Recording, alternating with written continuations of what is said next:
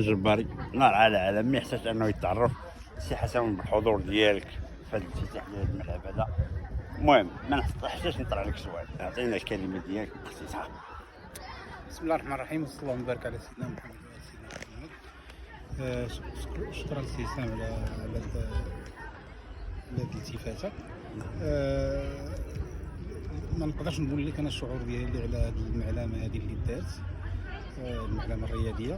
بكل صراحه كانت البلاد في امس الحاجه ليها والشباب ديالها، وتحيه من هذا المنبر هذا الاخوان كاع اللي سهروا على هذا التنفيذ ديال هذا المشروع هذا، المجلس البلدي واعضاء كلهم، الجامعه، السلطات. وهنا كنخصو بالذكر السيد احمد مصطفى اللي كان عنده واحد المجهود ماراطوني باش يخرج هذا المشروع للوجود. ونطلب الله سبحانه وتعالى الناس ديال القبيله يحافظوا على هذا الكيان، هذا المعلم هذا، لان لما كانش لونتروتيان ديال هذا الشيء راه ما كلشي غادي يمشي. ونطلب الله سبحانه وتعالى من بعد ان شاء الله تكون شي مدرسه هنا ديال الكره، شي اكاديميه كيف ما كيقولوا. وسي حسن راه عزيز وغالي على الناس العروض. الله يحفظك، الله يوفقك، راك عزيز. الله يحفظك. بن عمي معنا احد قدماء اللاعبين الحراس، وهذا هو البيت ديالك. ما بغيتش نحسبوا لك البيوت اللي دخلوا عليك. حسب البيوت اللي جاتين. المهم سي الناشد عطينا واحد الكلمه بهذه المناسبه هذه. بسم الله الرحمن الرحيم، والصلاه والسلام على اشرف المرسلين. انا اليوم هذا كيجيني بحال عيد بالنسبه للشباب ديال المنطقه.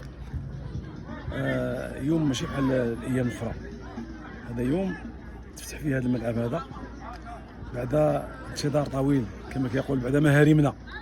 كنا كنمشيو للملاعب، الناس اللي كانوا كيلعبوا معنا بحال الكاره، بحال بحمص، بالجعد، كلشي داروا ملاعب الا هذا.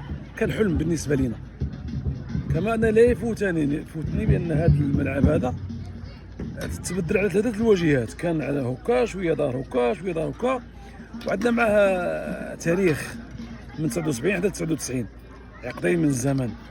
لما يكون واحد 3 كيلو ديال اللحم مخلينهم في هذا الشبكه. اللي غنقاطعك، قبل ما يكون كان حجر مسكين الناس كانت تاكل الضغط ومسكين تكبروا الناس هذا ولا غازو. اسمح لينا الغريب في الامر سي هشام هو حنا ملي كنا كنلعبوا كنا كنحزوا، كنتي كتبع الكره وكطيح معاه وكتنوض.